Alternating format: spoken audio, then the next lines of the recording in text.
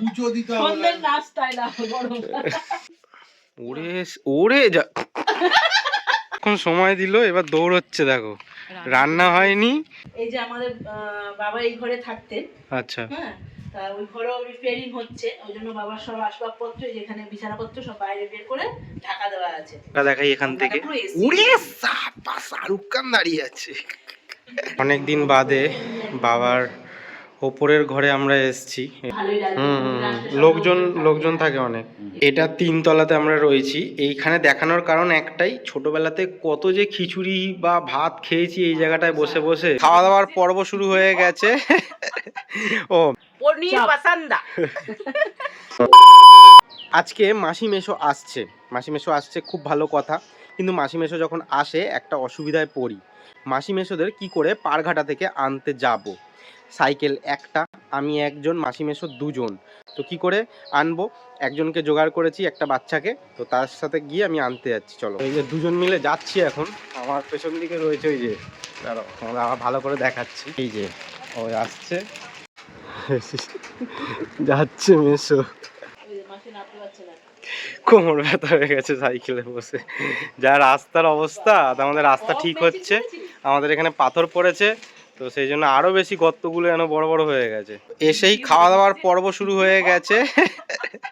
ও আমি খাচ্ছি মাসির আনা ভাজা পুলি, বেশ ভালো ঝাল ঝাল, আবার ভেতরে মিষ্টি মিষ্টি। এই যে অর্ধেক দেখাচ্ছি। মাসিমা কতদিন বাদে আসলো মা?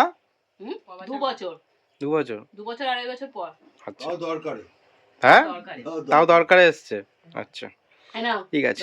ও মেশো মধ্যখানে একদিন এসেছিল তো না, 1 ঘন্টার জন্য টাকা দিতে। টিফিন কি করেছো বলো?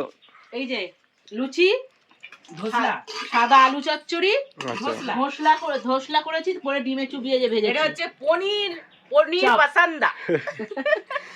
ধোসলাটাকে ডিমের মধ্যে চুবিয়ে চুবিয়ে ভাজা, অন্যরকম একটা টেস্ট লাগবে, খাও। মাসিরা 1 সপ্তাহ আগে বলেছিল আসবে হচ্ছে সকাল সকাল, আর আগের দিনকেও বলেছিল মাসিরা বেরোবে হচ্ছে 8টার সময় বাড়ি থেকে। সেই জন্য মা কালকে তাড়াতাড়ি ঘুমিয়ে পড়লো, মাসি মেশোর ফোনই ধরলো না রাত্রিবেলাতে। আজকে আমরা তাড়াতাড়ি উঠে পড়লাম সকাল সকাল, সেই মাসিরা আসলো দেরিতে। তো আমরা এখন খাবো হচ্ছে কফি। একটা রেখে দে, আবার একটু পরে খেতে চাইবে তখন গরম করে দিয়ে দিবি। খেয়েছো কফি? হ্যাঁ আমাদেরকে দয়া করলো। হ্যাঁ আমাদের উপর দয়া করলো। দাঁড়াও না, এবার কখনো ডাকুক না কিছুতে। কিছুতে ডাকবে আর আমরা তুপ করে চলে যাবো। দাঁড়াও, ওই যতদিনই থাকুক না কেন, আমরা বছরে 10 বার যাবো। হ্যাঁ তুমি আমি যাবো, ব্লগ করবো, ঘুরবো, ওখানে খাবো দাবো, চলে আসবো। আর দরকার বললে মাসিদের বলে তোরা স্ট্যান্ডে একদম, তাই না বল? আমরা কথাই বলে নিয়েছি, যাওয়া আসা দিক দিয়ে হবে। অনেকদিন বাদে বাবার ওপরের ঘরে আমরা এসেছি, এই মাসি মেশো এসছে, তো আমরা দেখাতে নিয়ে এসেছি। আমিও অনেকদিন বাদে আসলাম এখানে। তো যারা বালুমচারির ভক্ত আছো তারা তো জানো, যারা আসো না তারা দূর থেকেই দেখো আমার ব্লগে। আমার শিষ্য ভাইদের বলছি সবাই লাইক শেয়ার কমেন্ট করে দেবে। রামনারায়ণ রাম। আচ্ছা, আর এদিকে দেখাচ্ছি, এদিকে দেখো, এই যে এইটা বাবা থাকতে কি সুন্দর দেখছো এখানটায় যে লোহার এরকম খাঁচা মতন করা। তো এটা ভীষণ ভালো লাগতো। আগে ভাবতাম কোনো বড় পাখি হয়তো থাকে বা কিছু। আর উঁচু থেকে তোমাদের একবার ড্রোন শটের মতন দেখাচ্ছি।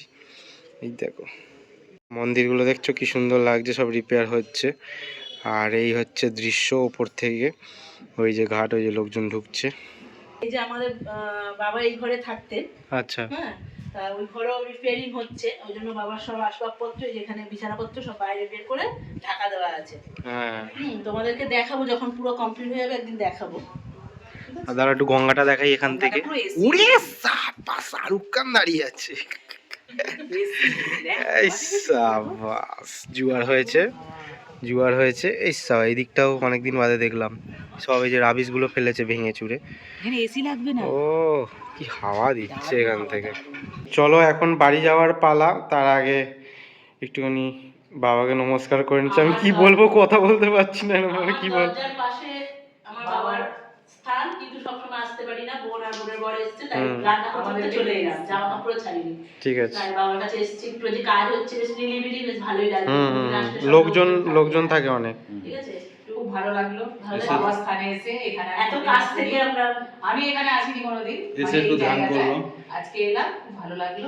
এটা 3 তলাতে আমরা রয়েছি। এইখানে দেখানোর কারণ একটাই, ছোটবেলাতে কত যে খিচুড়ি বা ভাত খেয়েছি এই জায়গাটায় বসে বসে, প্রসাদ তো মানে অগুন্তি। আর এই জায়গাটা হচ্ছে যাওয়ার, এখানে রান্না হতো ওপরে, এখান থেকে নিয়ে আসতো, আর এখানে বসে বসে আমরা খেতাম সব বন্ধুরা মিলে। প্রচুর ঘর আছে, 1 তলা 2 তলা 3 তলা 4 তলা, প্রচুর ঘর।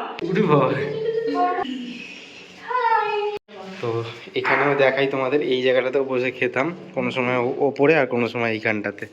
কত যে ভোগ খেয়েছি এখানে। আমাদের সাথে এতক্ষণ সময় দিল, এবার দৌড়চ্ছে দেখো, রান্না হয়নি, আমাদের পিছন পিছন চলে এসেছিল, এবার রান্না করতে দৌড়চ্ছে। দাঁড়াও, আমরাও তো যাচ্ছি, রান্না করব। অনেকদিন বাদে বেশ ভালোই ঘুরলাম ওপরটাতে, বেশ ভালো লাগলো। খেয়ালও ছিল না ওপরটা কেমন কি, অনেকদিন বাদে আবার তাজা হয়ে গেল, অনেক বছর বাদে। 5 জন এখানে বসে খেতে অসুবিধা হয় ভীষণই, কিন্তু ঠিক আছে, একটু একটু ম্যানেজ করে খাওয়া যাবে। বাবা বেশ ভালো জায়গায় বসেছে, অনেকটা জায়গা নিয়ে। ঘুরিয়ে নিন যাইবো। ও মেসো, তুমি একটু সরে যাও। হ্যাঁ, ওটা ঘুরিয়ে নাও হালকা। ও বাবা, আপনি জামাই মানুষ না? সবার পাতে ভাত আর লাল শাক দেওয়া কমপ্লিট হয়ে গেছে। এদিকে আছে হচ্ছে এটা কি, ভোলা মাছের ঝাল, ভোলা মাছের ঝাল, আর এটা মাটন, এটা এই যে পাতলা ঝোল, খাসির মাংস। আর কি আছে, আর কিছু আছে? আর কিছু করিনি, কারণ উল্টোপাল্টা তুই বলেছিস কিছু করতে না, ঝোল আর ভাত। এখন দেখতে পাচ্ছ সন্ধ্যের স্ন্যাক্স হচ্ছে পকোড়া, হ্যাঁ চিকেন পকোড়া। তো খাওয়া দাওয়া হবে। মা ভুলেই গেছিলো চিকেন পকোড়ার কথা, মাসিরা এক্ষুনি চলে যাবে বাড়ি, তো তার আগে চিকেন পকোড়া ভাজা হচ্ছে, সবাই মিলে খাওয়া হবে। আরে গরম গরম গরম, তুমি এটা ভুলেই গেছিলে। হ্যাঁ, ওরে ওরে যা,